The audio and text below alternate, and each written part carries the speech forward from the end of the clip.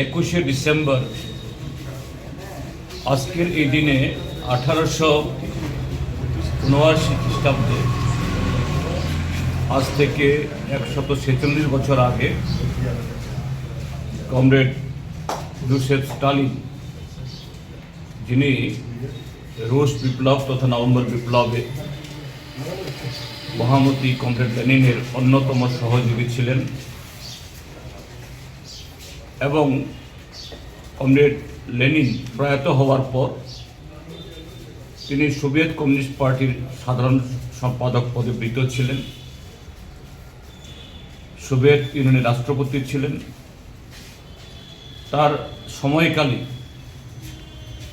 যখন হিটলারের নেতৃত্বে এই পৃথিবীকে গ্রাস করার জন্য গোটা মানব জাতিকে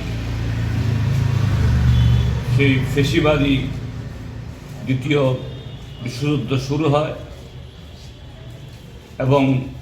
এই সোভিয়েতকে, কমরেড স্টালিনের নেতৃত্বকে টার্গেট করা হয়, তখন কমরেড স্টালিন তার বলিষ্ঠ নেতৃত্বে দ্বিতীয় মহাযুদ্ধে এই নাৎসিবাদ তথা হিটলারকে পরাজিত করে গোটা মানব জাতিকে তিনি রক্ষা করেছেন। আমরা ভারতের কমিউনিস্ট পার্টি মার্ক্সবাদী এই মহান রাষ্ট্রনায়ক, মহান যোদ্ধা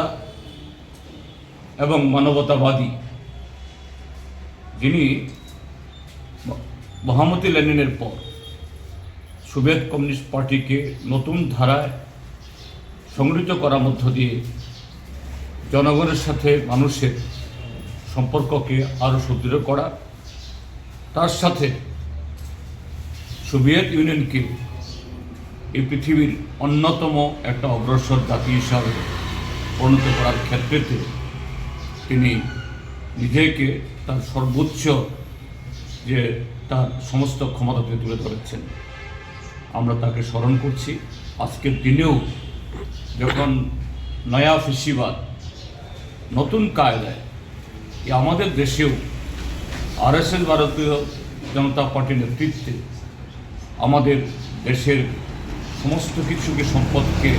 লুট করে সাম্প্রদায়িক শক্তির সাথে আপোষ করে এই দেশকে একচেটিয়া পুঁজির হাতে তুলে দিয়ে নতুন করে আমাদের দেশের মানুষের হাতে পরাধীনতার তথা শোষণের শৃঙ্খল পরিয়ে দিচ্ছে। সেই সময়েতে কমরেড স্টালিনের নেতৃত্ব, দৃঢ়তা এবং পাশাপাশি বর্তমান বিশ্বে সাম্রাজ্যবাদ নতুন কায়দায়, নতুন কৌশলে যে নতুন যুদ্ধ চাপিয়ে দিচ্ছে, সেই জায়গায় আন্তর্জাতিক চেতনা এবং ভ্রাতৃত্বকে সমৃদ্ধ করার মধ্য দিয়ে আমরা স্টালিনের সে আদর্শ অনুসরণ করে এই পৃথিবীকে রক্ষা করার এবং আমাদের দেশকেও যে স্বাধীনতা লাভ করেছি একে প্রকৃত অর্থবহ করে একটা নতুন সমাজ তৈরি করার শপথ আমরা নেব। কমরেড স্টালিন, আমরা